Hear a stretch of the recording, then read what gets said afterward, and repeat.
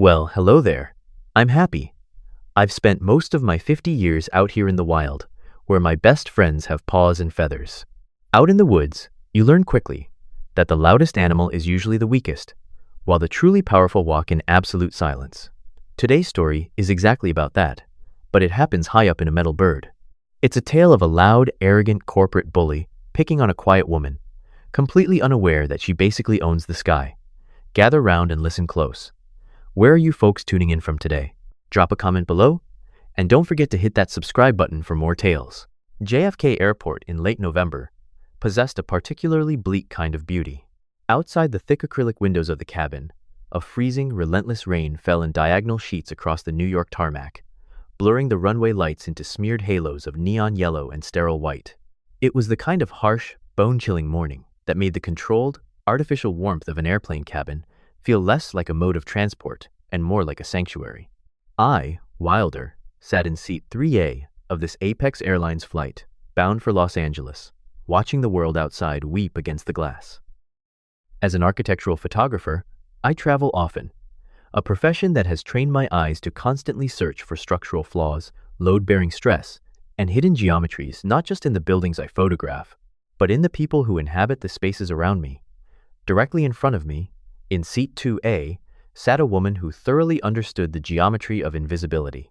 Her name, I would later learn, was Eleanor Vance.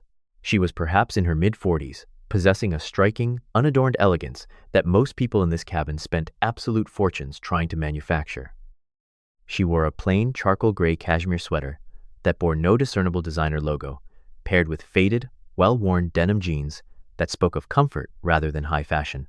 Her dark hair, unapologetically threaded with natural strands of silver, was pulled back loosely at the nape of her neck. Eleanor had the particular, unshakable stillness of someone who had survived a lifetime of being aggressively perceived. Decades of standing quietly beside immense, suffocating corporate wealth had taught her that true luxury was not attention, but the total absence of it. She sat completely at peace, a thick hardcover novel resting unopened in her lap, watching the baggage handlers below with the calm, detached interest of a seasoned traveler who required absolutely nothing from the room to feel secure. Moving through the aisle with a practiced, graceful urgency was the head flight attendant, a woman named Maya Brooks. Maya was 32, tall and slender, her navy blue Apex Airlines uniform tailored impeccably to a frame that seemed constantly in motion. She had warm, espresso-colored skin and kind, deep-set eyes that carried the faint, indelible shadows of chronic exhaustion. Maya possessed the specific, hyper-vigilant aura of a single mother trying to hold a fractured world together.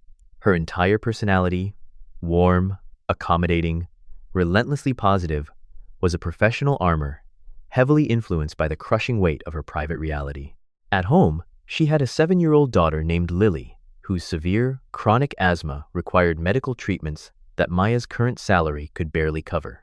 Today was not just another routine cross-country route. It was her final, critical evaluation flight for the global cabin manager position. It was a promotion that carried a salary increase significant enough to finally erase her suffocating hospital debt.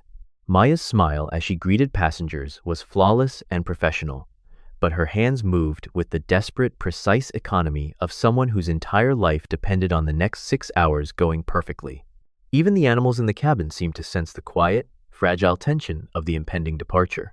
Lying on a designated mat across the aisle from me, in the bulkhead space of 1B, was Barnaby, an 11-year-old golden retriever acting as a service dog for a nervous elderly gentleman.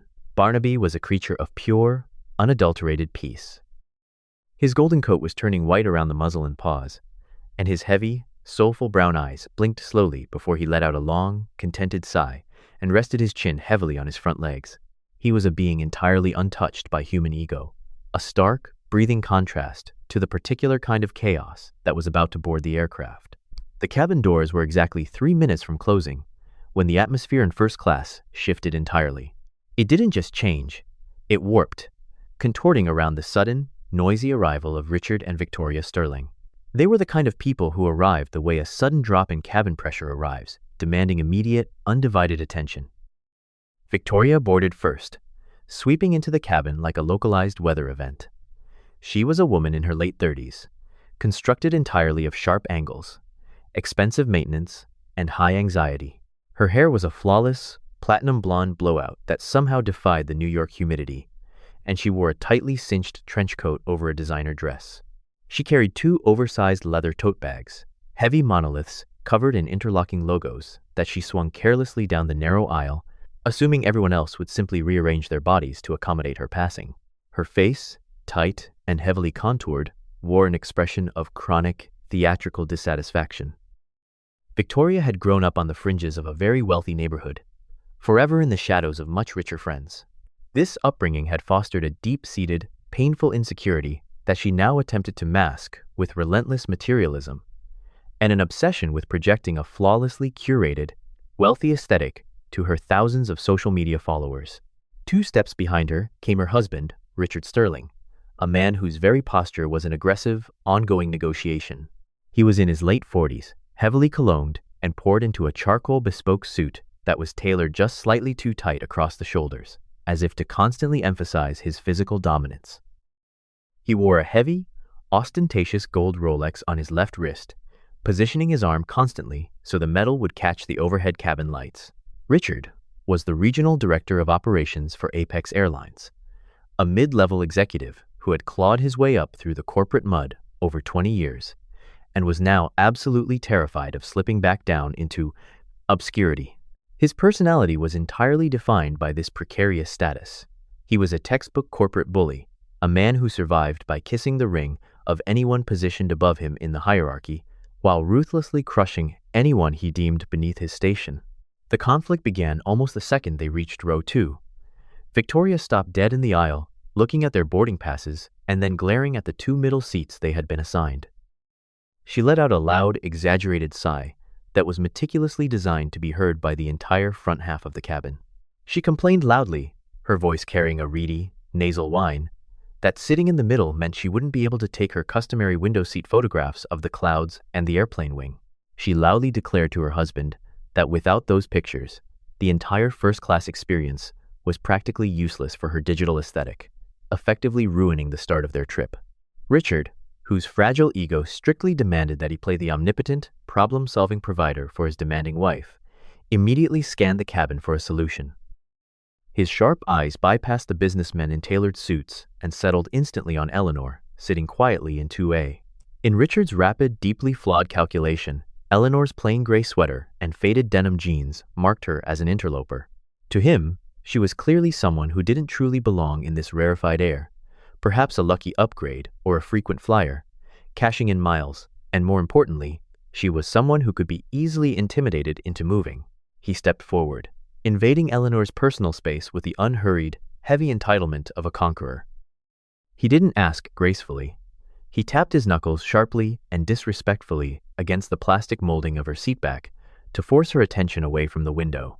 Looming over her, he used a sneering, deeply condescending tone, instructing her to collect her book and her belongings and move to the middle seat.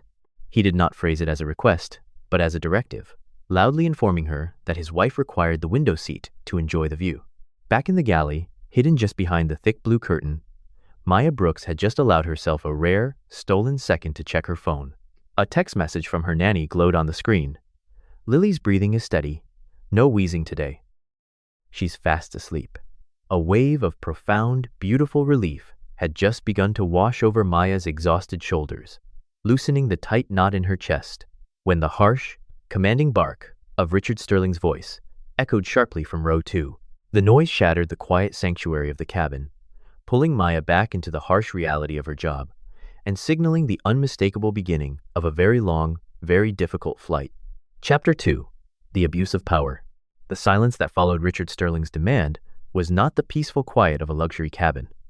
It was thick, loaded with the specific tension of a public boundary being violently tested. From my vantage point in 3A, I watched the confrontation unfold with the morbid fascination of an architect witnessing a vital load-bearing column beginning to buckle under immense pressure. Eleanor Vance did not flinch, nor did she bristle defensively. She slowly closed her thick hardcover novel, using her pale index finger as a makeshift bookmark, and looked up at the looming figure of Richard. Her expression was completely devoid of anger, reflecting only a mild, polite puzzle. "I am sorry," she said, her voice soft, but possessing a resonant, unyielding clarity that easily cut through the ambient hum of the aircraft's ventilation system. "But I reserved this specific seat quite some time ago. I won't be moving." The refusal was so remarkably simple, so undeniably reasonable, that for a fraction of a second, Richard was completely paralyzed by the sheer audacity of being denied. Beside him, Victoria let out a sharp, theatrical gasp, shifting her oversized designer tote bags so they bumped aggressively against the leather armrest. The abrasive sound seemed to snap Richard out of his stupor. The faint, bruised color of humiliated pride flooded his thick neck, spilling over the stiff white collar of his expensive shirt. He had made a loud, public promise to his wife, positioning himself as the omnipotent provider, and to be dismissed by a woman he had already categorized as insignificant was an intolerable blow to his desperately fragile ego. "Reserved it?" Richard scoffed, his voice climbing an octave into an ugly sneer. He took a step closer, his gaze raking over Eleanor's unbranded charcoal sweater and faded denim with naked, performative contempt. "Look, let's be perfectly honest here. We all know exactly how this works. You saved up your little mileage points for 5 years, got a lucky courtesy upgrade at the gate, and now you think you somehow own the cabin." He leaned over her, his heavily cologned scent, a suffocating mixture of sharp cedar and aggressive citrus, spilling into the aisle. "You don't belong in this row. My wife wants the window. Gather your things and move to the middle."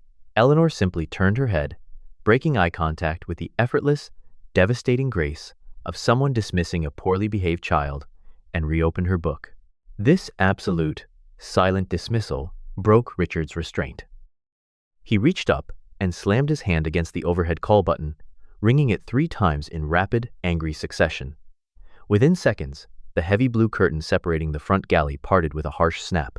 Maya Brooks emerged, her professional, painted smile firmly in place, though her posture held the rigid brace of someone walking blind into a brewing storm. Trailing just a step behind her was Chloe, a 22-year-old junior flight attendant currently on her probationary month. Chloe was a bird-like girl with wide, panicked blue eyes and a tightly pinned blonde bun, whose severe fear of confrontation born from a strict, unforgiving upbringing in the Midwest, where speaking out of turn meant immediate, harsh punishment, made her hover anxiously behind Maya's shoulder. Chloe clutched a silver tray of warm, damp face towels tightly against her chest, holding it up as if it were a bulletproof shield against the escalating hostility. Maya assessed the situation instantly, her eyes flicking from Richard's flushed face to Eleanor's serene posture. "Is there a problem here, sir?" Maya asked, her tone a masterclass in neutral, soothing de-escalation. Richard turned his wrath entirely on her. "Yes, there is a massive problem. My wife requires this window seat for her photography, and this woman is stubbornly refusing to accommodate us. I need you to tell her to gather her cheap belongings and relocate to the middle row immediately." Maya kept her hands neatly folded at her waist, though, from my angle, I noticed her knuckles were turning stark white from the pressure. "Sir, I sincerely apologize for any inconvenience this has caused your wife, but if the passenger has purchased and selected this specific seat in advance, airline policy strictly prohibits me from forcing her to relocate." Richard's eyes narrowed into dark, dangerous slits. The vein at his right temple pulsed erratically. He reached violently into the inner breast pocket of his bespoke jacket and pulled out a heavy, metallic corporate lanyard, shoving the laminated badge directly into Maya's face. The ID bore the prominent Apex Airlines logo and the title printed in bold black letters, Regional Director of Operations. "Policy?" Richard practically spat the word, spittle flying from his lips. "I write the operational policies for this entire sector. Do you have any idea who you are talking to?" He leaned much closer to Maya, invading her personal space, dropping his voice into a vicious, guttural whisper that was nonetheless perfectly audible in the quiet confines of the cabin. "You will make her change seats right now, or I promise you, by the time these landing gear touch down in Los Angeles, you will be permanently grounded. You won't just lose your job tomorrow morning. I will personally make sure you never find work in the aviation industry again." The threat hung in the recycled air, heavy, toxic, and undeniably lethal. To make matters infinitely worse, Victoria suddenly stepped forward, pulling a smartphone encased in glittering, sharp rhinestones from her trench coat. She held it up high, the red recording light blinking ominously, pointing the camera lens directly at Maya's terrified face and Eleanor's seated form. "Unbelievable," Victoria narrated loudly to her unseen digital audience, her voice dripping with artificial trauma and exaggerated victimhood. The service on Apex Airlines is literally hostile today, guys. We are being harassed by completely uncooperative staff and some stubborn, entitled woman who refuses to give up a seat she clearly didn't even pay full price for. This is the nightmare we have to deal with.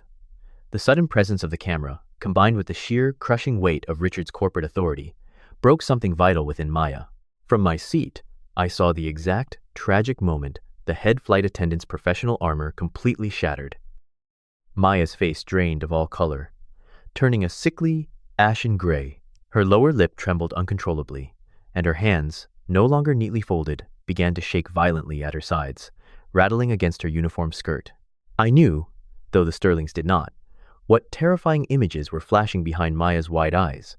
The staggering, unpaid hospital bills, the expensive asthma inhalers, the fragile face of her 7-year-old daughter Lily, who depended entirely on the paycheck. Richard was currently threatening to obliterate with a single phone call. Maya opened her mouth, a desperate, apologizing sound forming in her throat, a complete professional capitulation ready to spill out to save her child's lifeline. But before Maya could speak the words that would strip away her dignity, Eleanor Vance moved. Eleanor had been watching Maya intently over the rim of her book. She saw the trembling hands, the raw, unadulterated panic hiding just beneath the flight attendant's glossy red lipstick. Eleanor understood the brutal mechanics of power deeply, and she recognized an execution when she saw one. With a quiet, profound sigh, a sound not born of defeat or submission, but of infinite, weary compassion, Eleanor slowly stood up. "It's fine," Eleanor said softly, her voice carrying a protective, maternal warmth aimed entirely at Maya, completely ignoring Richard and Victoria's gloating faces. "Please, do not upset yourself on my account." Moving with an unhurried, silent dignity to protect the shaking flight attendant from further trouble, Eleanor gathered her plain canvas tote bag and her novel. She stepped out into the aisle, navigating gracefully around Richard's puffed-out chest without brushing against him, and voluntarily retreated toward the back of the first-class cabin. She found an empty, less desirable seat in the very last row, tucked away in an obscure, shadowy corner near the galley and the lavatories. As Eleanor sat down in the dim light, Richard let out a loud, victorious snort, gesturing grandly for Victoria to claim the prize. Victoria slid into 2A, immediately pressing her phone against the scratchy acrylic window to film the gray, weeping tarmac, entirely oblivious to the quiet, profound sacrifice that had just purchased her view. Chapter 3. Những kẻ bảo chúa trên không, Tyrants of the Sky. Once the aircraft breached the heavy cloud cover over the American Midwest and settled into its cruising altitude of 35,000 feet, the seatbelt sign chimed off, signaling the beginning of a 6-hour siege. As an observer of structures and human behavior, I quickly realized that a commercial airplane cabin is a fragile ecosystem, one that can be easily thrown into chaos by the introduction of an invasive, toxic species. For the duration of the flight, Richard and Victoria Sterling decided to treat the first-class cabin not as a shared mode of transportation, but as their own private airborne fiefdom, and they ruled it like absolute tyrants. The overhead call button above seat 2A became their primary weapon of submission. It chimed with a relentless, piercing regularity, a sharp ding that echoed through the cabin every 10 to 15 minutes. Victoria began the assault by loudly demanding that the window shades of the passengers in front of and behind her be lowered because the natural sunlight was ruining the white balance of her social media photographs. When that was accomplished, Richard shifted his focus to the catering. This brought a new casualty into their line of fire. Julian, the first-class in-flight chef. Julian was a compact, fiercely proud man in his late 50s with a neatly trimmed silver mustache, immaculately tailored chef's whites, and the intensely serious demeanor of a man who treated an airplane galley with the same reverence as a Michelin-starred kitchen in Paris. He was a classically trained culinary artist who had spent his youth in high-pressure European restaurants before seeking the unique challenge of fine dining at high altitudes. Julian's entire life was constructed around precision, so when Richard violently sent back his first course, a perfectly seared filet mignon loudly proclaiming it was too rare for civilized people, and demanding it be cooked until it resembled shoe leather, Julian looked as though he had been physically struck. I watched the chef's face turn a dangerous shade of crimson through the gap in the galley curtain. He muttered rapid, furious French under his breath, his pride deeply wounded. But the looming threat of Richard's corporate lanyard forced him to return to the convection oven, effectively destroying his own culinary creation to appease a bully. Not satisfied with merely torturing the staff, the Sterlings made sure to continuously broadcast their perceived superiority, specifically targeting the woman they had displaced. Their voices were pitched at that precise, abrasive volume meant to be overheard by everyone in the vicinity. It really is a tragedy what has happened to the first-class standards these days. Victoria sighed dramatically, swirling a glass of champagne that she had already complained wasn't sufficiently chilled. She leaned her head on Richard's shoulder, casting a mocking glance back toward the shadows of the final row. It used to mean something to sit up here. Now, it seems like anyone with a high-limit credit card and a cheap wardrobe can just slip right in. It completely ruins the exclusivity. Richard chuckled, a wet, unpleasant sound, taking a large swallow of his drink. Don't worry, darling. Once I officially join the executive board, after my meeting in LA today, I am going to institute a strict dress code and a background check for the premium cabins. We need to filter out the riffraff. Throughout this relentless barrage of cruel, petty insults, Eleanor Vance remained an absolute fortress of tranquility. From where I was sitting, I could occasionally catch a glimpse of her in the last row. She did not shrink, she did not hide her face, and she did not retaliate. She simply sat with her book open, a faint, almost pitying smile playing on her lips. Her eyes, however, were not reading the words on the page. They were sharply, quietly observing every interaction, absorbing the mechanics of the room with the precise, calculating intelligence of a master chess player, letting her opponent confidently arrange their own destruction. The true toll of this airborne dictatorship fell entirely on Maya Brooks.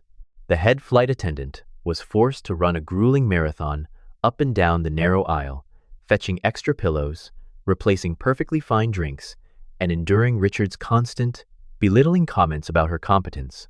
By the third hour of the flight, the exhaustion on Maya's face was impossible to conceal. The skin beneath her eyes looked bruised with fatigue, and her professional smile had become a brittle, desperate mask. Yet, despite being pushed to the absolute limits of her physical and emotional endurance, Maya's fundamental decency remained intact. I stood up to stretch my legs, walking toward the rear lavatory, and inadvertently witnessed a moment of profound, quiet grace. Maya had slipped into the galley and was speaking quietly with Julian. The chef, still fuming over the ruined steak, nodded sympathetically and pulled a small, unmarked tin from his personal travel bag. It was a rare, high-grade whole-leaf chamomile tea, something definitely not found on the standard Apex Airlines corporate menu. Maya carefully steeped the tea in a porcelain cup, placing it on a small silver tray alongside a folded white napkin. On the napkin, she hastily scribbled a note with her pen. I lingered near the lavatory door as Maya quietly approached Eleanor's seat in the dimly lit back row. Maya knelt down so she was at eye level with the older woman, offering the steaming cup of tea. Eleanor looked up, surprised, and took the napkin. I couldn't read the words from my distance, but I knew what it represented. Thank you for your grace.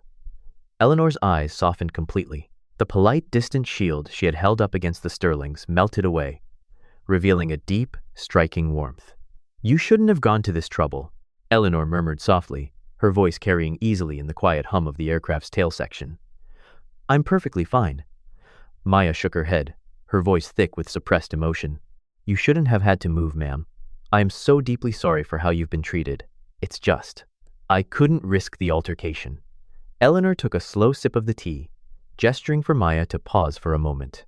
Tell me, Eleanor asked gently, her gaze piercing right through Maya's uniform to the exhausted woman underneath. Why do you tolerate it?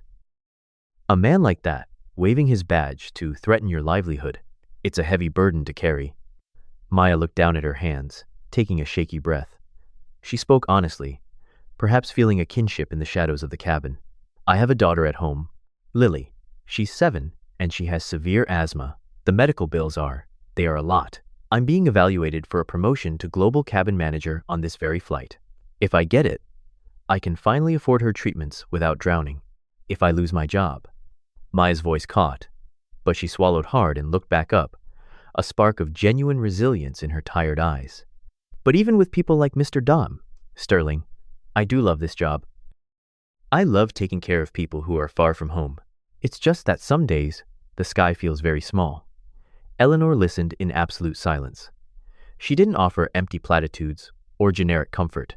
Instead, she reached out and briefly, warmly touched Maya's hand, a gesture of profound solidarity. "Your daughter is very lucky to have a mother who fights so hard for her," Eleanor said quietly. "And true hospitality is a rare gift, Maya. Never let anyone convince you that it is a weakness." As Maya stood up, offering a tearful, grateful smile before rushing back to the front to answer yet another aggressive chime from seat 2A, I watched Eleanor Vance. She returned her gaze to the window, looking out at the endless expanse of blue. There was a palpable shift in the air around her. The passive observer had vanished.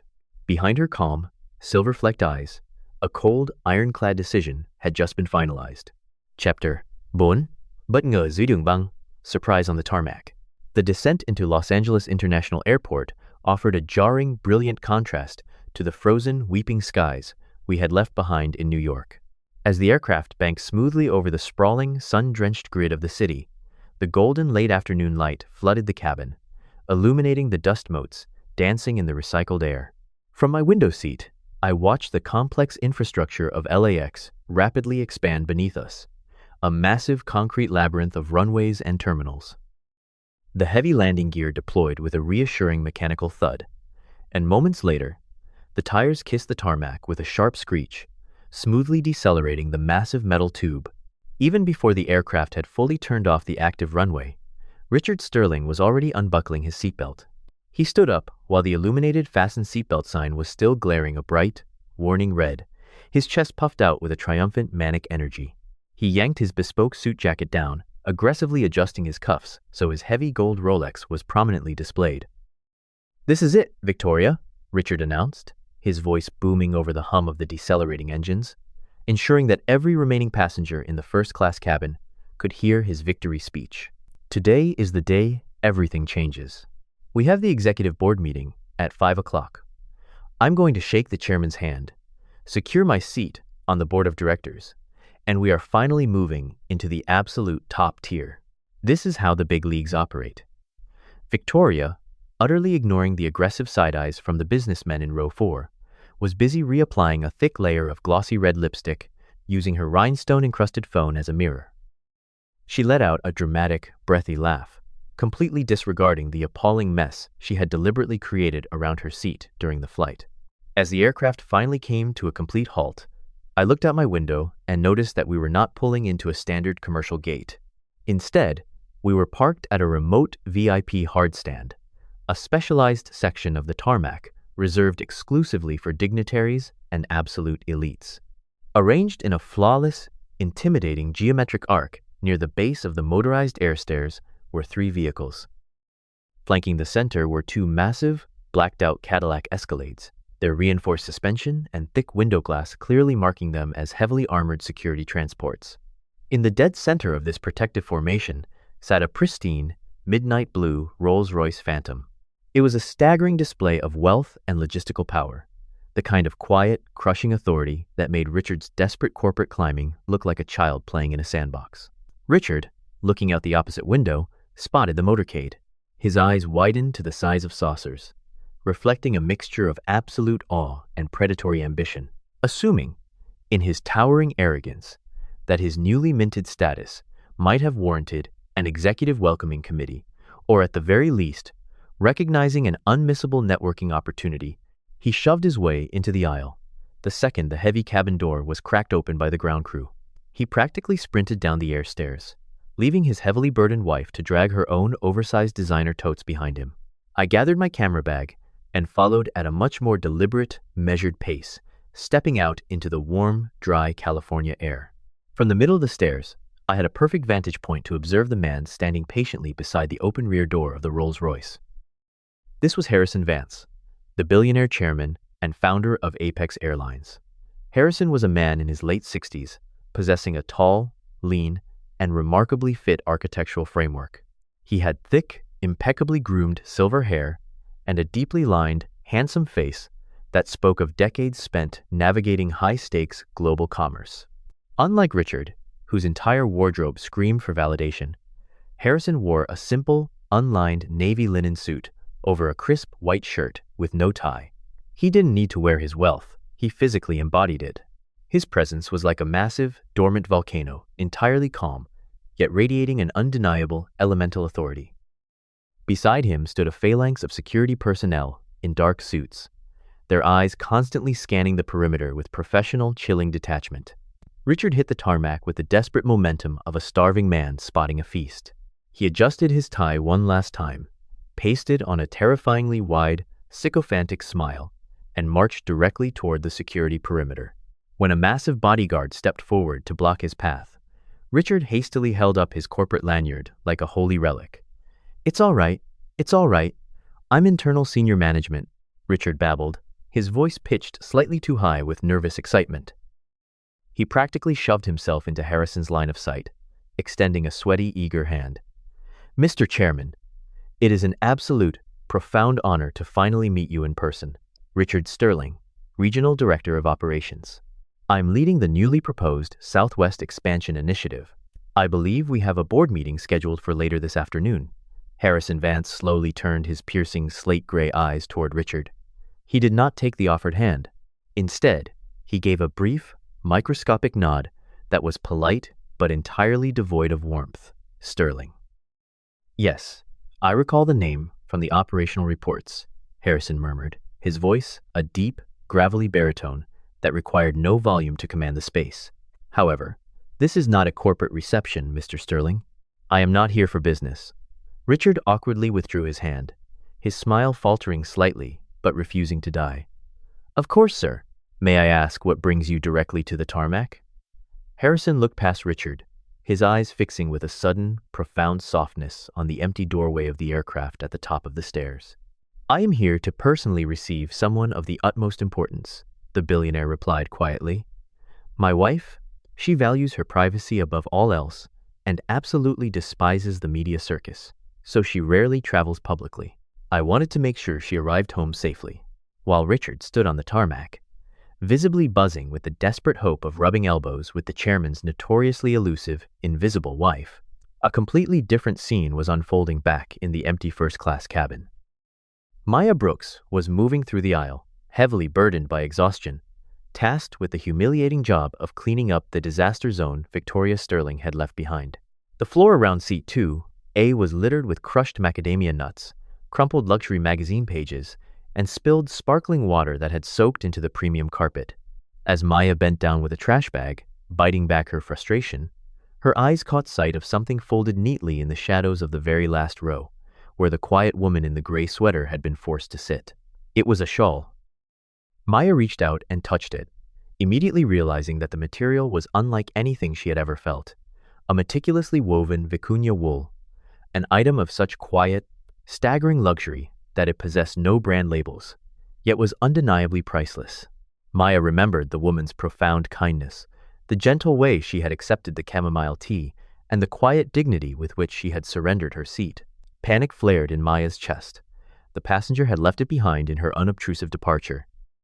Clutching the incredibly soft fabric to her chest, Maya abandoned her trash bag, bolted through the galley, and rushed out the aircraft door, her heels clicking rapidly down the metal steps of the air stairs.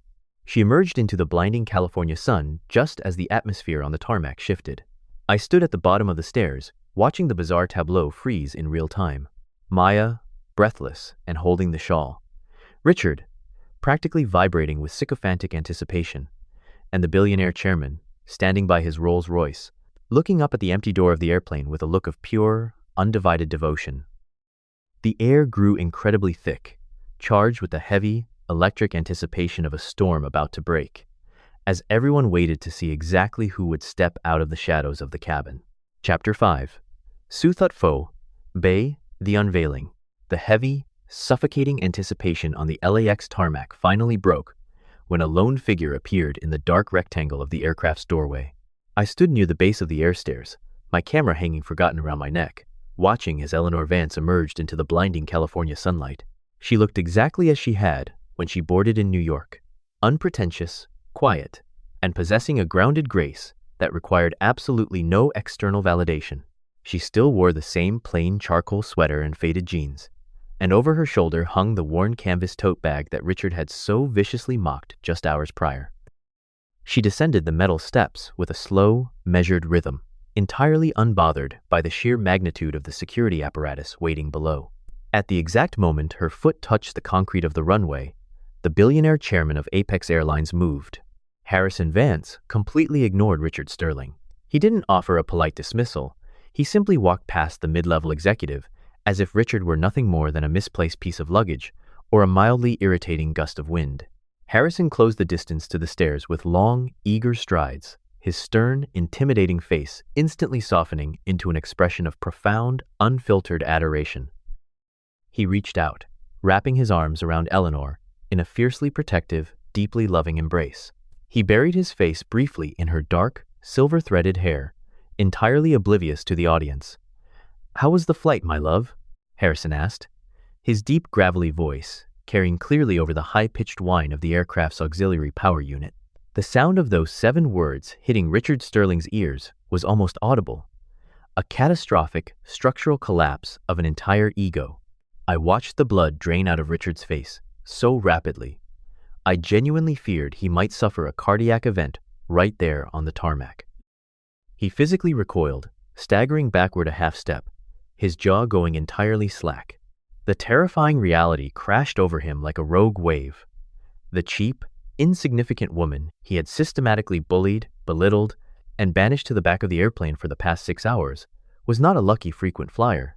She was the first lady of the very empire he was desperately trying to climb. She was Eleanor Vance. Richard turned the color of old parchment, a sickly, sweating white. A sudden movement near the Rolls-Royce caught my eye, introducing a new element to the volatile mix. It was Marcus, the Vance family's personal head of security, stepping forward. Marcus was a mountain of a man in his late 40s, an ex-Marine with a close-cropped fade, a faded vertical scar bisecting his left eyebrow, and a bespoke dark suit that barely contained his massive, muscular frame. He possessed the hyper-aware, silent intensity of a man whose sole purpose in life was to anticipate and neutralize threats before they materialized. Having spent the last decade fiercely guarding the Vances, Marcus's personality was defined by a ruthless, unshakable loyalty.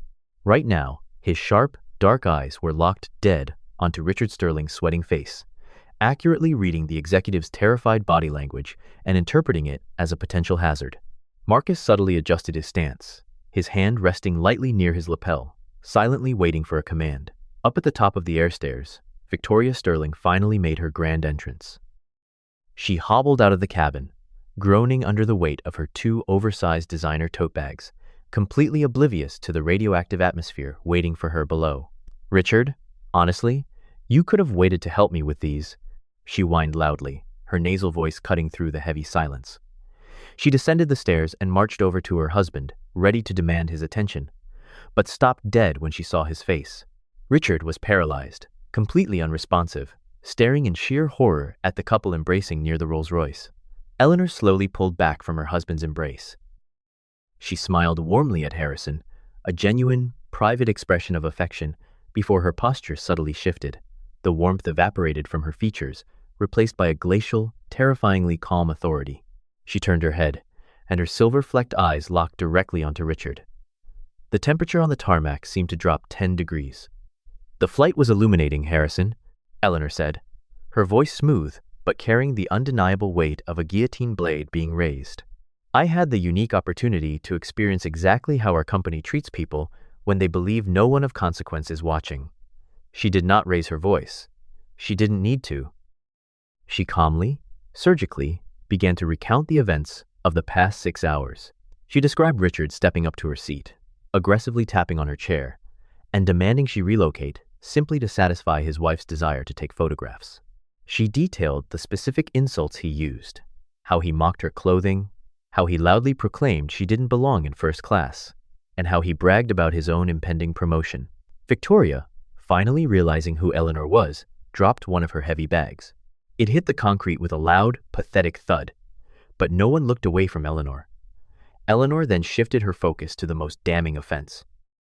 "But his arrogance toward me was irrelevant," Eleanor continued, her voice turning sharp as cut glass. "What was unforgivable, Harrison, was his abuse of power. When I politely declined to move, he summoned the head flight attendant. He shoved his corporate lanyard in her face and explicitly threatened to terminate her employment by tomorrow morning. to ensure she never worked in aviation again if she did not force me out of the seat I had paid for. Just as Eleanor spoke these words, rapid footsteps echoed on the metal stairs. Maya Brooks came sprinting down the air stairs, her chest heaving, her uniform slightly rumpled from her frantic search. She was clutching the incredibly soft vicuña wool shawl in her hands. Maya burst out onto the tarmac, completely unaware of the corporate execution currently taking place, her only focus on returning the lost item. "Excuse me, ma'am." "You left this," Maya called out breathlessly, running straight toward Eleanor and the chairman. She skidded to a halt, suddenly realizing she was standing in the middle of a heavily armed security perimeter facing the billionaire owner of the airline. Maya froze, her eyes wide with sudden terror, holding the shawl out with trembling hands. Eleanor's cold, intimidating aura vanished instantly.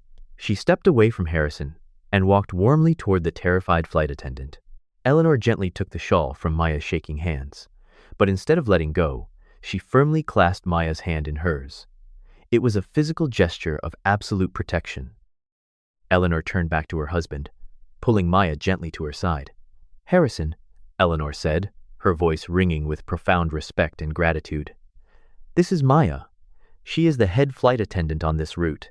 During the flight, while enduring relentless harassment and a direct threat to her livelihood from Mr. Sterling, she maintained her dignity. She protected me at all costs, even risking her own career to show me kindness. She is an amazing employee that our company is incredibly lucky to have." The tableau frozen on the tarmac was a masterpiece of poetic justice. On one side stood Richard and Victoria Sterling, completely isolated. Richard was sweating profusely, his expensive suit suddenly looking like a cheap costume, his chest heaving as he realized his entire life's ambition had just been annihilated by his own cruelty. Victoria was trembling, hiding behind her oversized bags, stripped of all her artificial superiority. And on the exact opposite side, standing under the protective arm of the most powerful woman in the aviation industry, was Maya Brooks, a deeply exhausted, fiercely loving single mother who was looking up at the billionaire chairman in a state of complete and utter shock. Chapter 6, Gai Za Fai Cha, Fun Tung Sung Dang, Just Deserts. The silence that followed Eleanor's devastatingly calm recounting of the flight was absolute, broken only by the distant, mechanical roar of jet engines on other runways. From my position at the bottom of the air stairs, I watched as the billionaire chairman of Apex Airlines processed his wife's words. Harrison Vance did not yell. He did not wave his arms or put on a theatrical display of rage. Instead, his fury manifested as a terrifying, glacial stillness. The atmospheric pressure around him seemed to plummet, creating a localized vacuum of pure, concentrated authority. He slowly turned his slate-gray eyes away from Eleanor and locked them onto Richard Sterling. Richard, who was already pale, somehow lost even more color, his skin taking on the translucent, sickly hue of a man standing before a firing squad. He opened his mouth, a desperate, pathetic stammer bubbling up from his throat. "Mr. Chairman, sir, there has been a terrible misunderstanding. I was simply trying to maintain the standards of the premium cabin. I had no idea." Harrison raised a single commanding hand, and the executive's frantic excuses were instantly severed. "Do not insult my intelligence by attempting to justify your cruelty, Mr. Sterling," Harrison said, his baritone voice dropping to a low, lethal register that carried a chilling finality.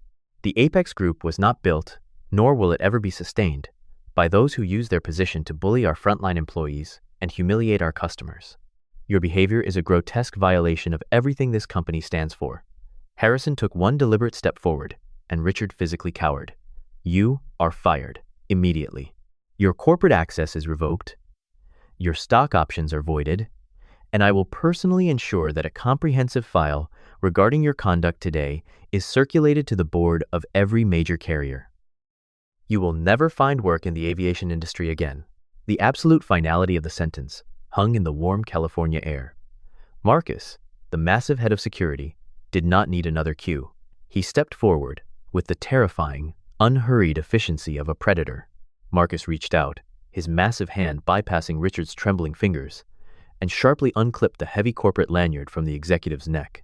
He also demanded Richard's company-issued smartphone, which Richard surrendered with shaking, sweaty hands. "Escort them off the tarmac," Harrison instructed coldly, not looking at Richard again. and they can carry their own luggage to the civilian curb. Watching this catastrophic downfall was Elias Thorne, the airport's senior tarmac manager, who had driven up in a yellow utility cart to oversee the VIP arrival. Elias was a man in his late 50s, his skin baked into deep, leathery creases from decades working under the merciless Los Angeles sun. He wore a faded, high-visibility vest over a worn polo shirt, his posture slightly stooped, but possessing the quiet, unyielding strength of a lifelong blue-collar worker. Elias had spent 30 years watching entitled executives throw tantrums on the tarmac, treating ground crew like invisible servants. Now, leaning against the steering wheel of his cart, Elias chewed thoughtfully on a toothpick, a rare, deeply satisfied smirk playing across his weathered face as he watched the ultimate corporate bully get spectacularly dismantled. Stripped of his title, his power, and his dignity, Richard looked like a deflated balloon. He awkwardly reached for the heavy, oversized designer tote bags that Victoria had abandoned on the concrete. But Victoria was no longer playing the role of the supportive, status-obsessed wife. The devastating realization that her luxurious lifestyle, her social media aesthetic, and her financial security had just been entirely vaporized by her husband's fragile, pathetic ego sent her into a hysterical spiral. "You absolute fool!" Victoria shrieked, her nasal voice echoing shrilly across the tarmac, completely abandoning any pretense of public decency. She snatched one of the bags from his hands, her face twisted in furious resentment. "I told you to just leave it alone." "But no, you had to play the big man, didn't you? You had to show off. Now look at us. We have nothing." She turned on her heel, her expensive stilettos clicking erratically on the concrete, furiously dragging her heavy bag toward the distant security gates, leaving a completely broken Richard to stumble numbly after her, a man utterly destroyed by his own vanity. With the toxic presence of the Sterlings finally removed from the tarmac, the heavy, oppressive tension evaporated, leaving behind a profound sense of relief. Harrison Vance visibly softened, the ruthlessness bleeding out of his posture as he turned his attention back to the trembling woman standing under his wife's protective arm. Maya Brooks was still in a state of deep shock, her wide eyes darting between the billionaire chairman and the First Lady. Harrison offered Maya a warm, deeply respectful smile, a smile that acknowledged her as an equal in the realm of human decency. "Miss Brooks," Harrison said gently, his voice carrying genuine gratitude, "on behalf of this entire corporation, and as a husband, I want to profoundly thank you for your extraordinary dedication. You stood between my wife and a bully, risking your own livelihood to protect someone you believed was vulnerable." That is the exact definition of integrity. Maya swallowed hard, tears of overwhelming relief and adrenaline finally welling up in her eyes. I was just doing my job, sir." "No one deserves to be treated that way." Eleanor squeezed Maya's hand warmly. "You did much more than your job, Maya. I know you were undergoing your final evaluation for the global cabin manager position on this flight." Eleanor looked at Harrison, an unspoken, unified agreement passing seamlessly between the married couple. "Harrison and I have decided that the promotion is yours, effective immediately." Maya gasped, her free hand flying up to cover her mouth as a sob tore through her throat. The global cabin manager salary meant Lily's medical bills would vanish. It meant a safe home, breathing room, a future. But Eleanor wasn't finished. "Furthermore," Eleanor continued, her voice radiating a bright, hopeful energy, "witnessing your struggles today has highlighted a significant blind spot in our corporate structure. Starting next week, Apex Airlines will establish a new, comprehensive welfare and medical relief fund exclusively dedicated to our frontline employees. And I cannot think of anyone better to serve as the inaugural ambassador and board representative for this fund than you, Maya." The weight of the reward was staggering. Maya completely broke down, weeping openly, bowing her head as she thanked them both repeatedly, her words stumbling over each other in pure, unadulterated joy. The transition of power and justice was complete. Harrison gently guided Eleanor toward the waiting Rolls-Royce Phantom. Marcus opened the heavy, armored rear door, and the couple slid into the pristine leather interior. As the massive engine purred to life with a quiet, powerful hum, I caught one final glimpse of Eleanor Vance through the tinted glass. She rested her head gently against Harrison's shoulder, a serene, beautifully contented smile on her face. She was a woman, completely at peace, safe in the knowledge that her husband possessed the power to rule an empire, but more importantly, possessed the moral compass to protect the quiet, vital values of human kindness. The Rolls-Royce glided away, a dark phantom slipping smoothly into the Los Angeles evening, leaving the tarmac bathed in the warm, golden light of the setting sun. I slung my camera bag over my shoulder, finally heading toward the terminal, but I paused for a moment to look back. Maya Brooks was standing alone near the base of the air stairs, bathed in the fading sunlight. She had pulled her phone from her uniform pocket and was pressing it tightly against her ear. Even from a distance, I could see her shoulders shaking with joyous sobs. "Hi, sweetie," I heard Maya say, her voice cracking, yet soaring with a triumphant, boundless love. "It's Mommy. I have some amazing news. Everything is going to be okay now. Everything." The tears falling down her cheeks were no longer born of exhaustion or fear, but of absolute, luminous hope, marking the beautiful beginning of a brand new chapter for a mother and her child. The greatest lesson we can take from this story is that true wealth and power never need to shout. In our everyday lives, we often meet people who try to make themselves look bigger by making others feel small. But real elegance is found in simple kindness. The most powerful thing you can do is protect someone who is struggling, just like Eleanor protected Maya. We should always treat everyone with the exact same respect, whether they are serving us coffee or running a company, because you truly never know who you are talking to. If this story touched your heart, please share it with your friends and family and subscribe to the channel so we can keep growing our community. Leave a comment below to let us know your thoughts. May God bless you and your loved ones with a life full of peace and quiet strength. If you believe that good people will always be rewarded and that kindness always wins in the end, please leave a comment saying Amen.